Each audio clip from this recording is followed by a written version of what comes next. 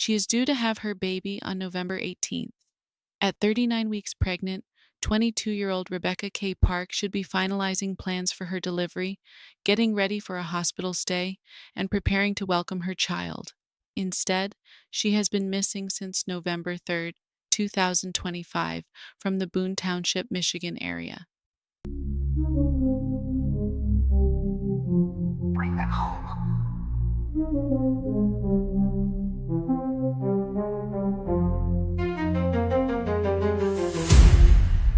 This is what we know. Rebecca was at her mother's house that night, not because she regularly stayed there or was especially close with her, but because her grandmother had recently passed away and left her some money. Her mother told her to come over and pick it up, and Rebecca did. She went to that residence to collect what was left to her. According to her mother, around 11:30 p.m., Rebecca said she had to go do something. A vehicle arrived. Rebecca left in that vehicle and has not been seen since. From that single moment, the details start to fracture. Her mother's description of the vehicle has changed multiple times. First, she reportedly said it was a dark SUV picked up down the street from the residence. Then, it became a Chevy Impala, picking Rebecca up right outside the driveway. Later, it shifted again to simply a dark colored vehicle she couldn't make out, which barely pulled up into the driveway.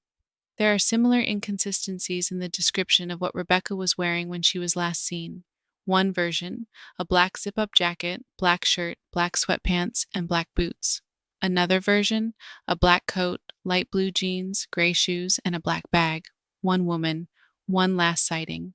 But the vehicle type, the location of pickup, and the clothing have not remained consistent in her mother's statements. This matters because her mother, Courtney, is the last known person to see Rebecca alive. When the last witness keeps changing key details, it naturally raises questions online. People who know Courtney personally have started speaking up. In Facebook comments and posts, some have accused her of bullying people who are trying to offer cash rewards for information about Rebecca's whereabouts.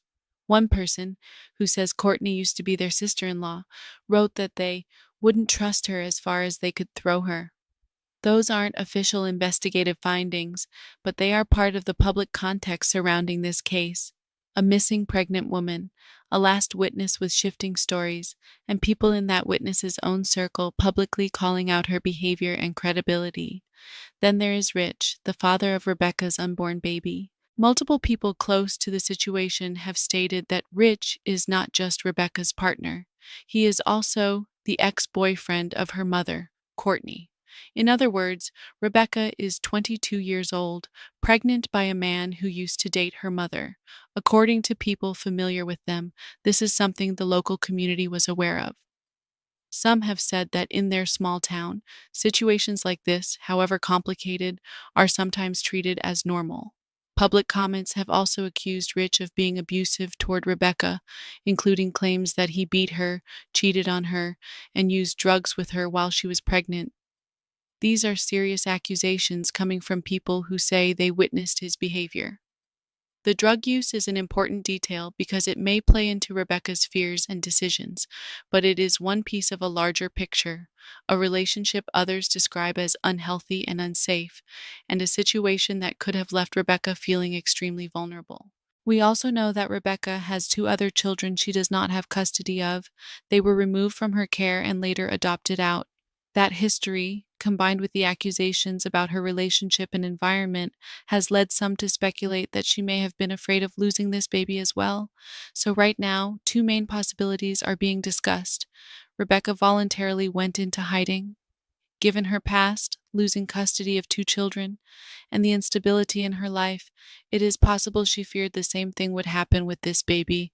Receiving roughly $2,000 in cash from her grandmother's inheritance, the night she disappeared could have given her the means to leave without leaving a digital trail.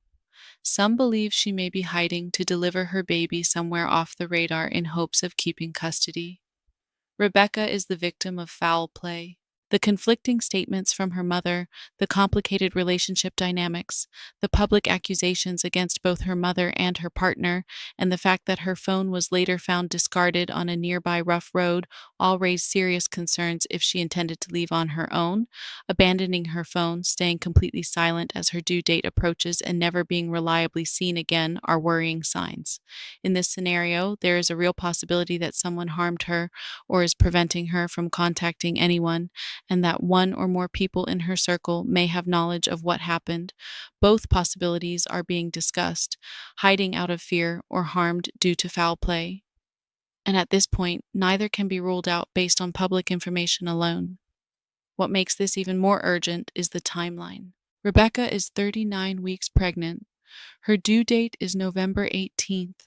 That means that as of now, she could be in labor, have already delivered, or be days or hours away from it. Late pregnancy carries risks even under supervised medical care. Complications can arise quickly. If she is somewhere without access to proper medical attention, whether by choice or not, her life and her baby's life could be in immediate danger. This is why law enforcement keeps stressing one key point. They are not trying to arrest or punish Rebecca. Officers have publicly stated that they have no charges pending against her. They have no reason to detain her if she is found. As an adult, she has the right to leave and be wherever she chooses. Their legal obligation is to confirm that she is alive and safe and that her baby is okay, and to offer help if she wants it. They do not have to reveal her location if she asks them not to.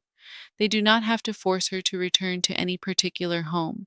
They simply need to verify her safety, especially this close to her due date.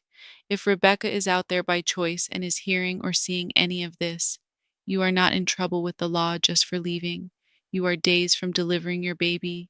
You deserve medical care and safety. You can walk into any hospital, clinic, police station, or emergency service location, verify your identity, and tell them you're okay. You can ask them to keep your location private. Their goal is not to punish you, it is to make sure you and your baby are safe.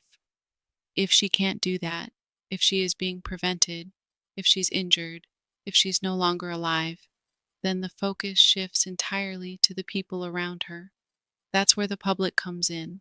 Someone knows who picked her up. Someone knows what vehicle it really was. Someone knows why the description keeps changing. Someone knows where she went after she left that driveway.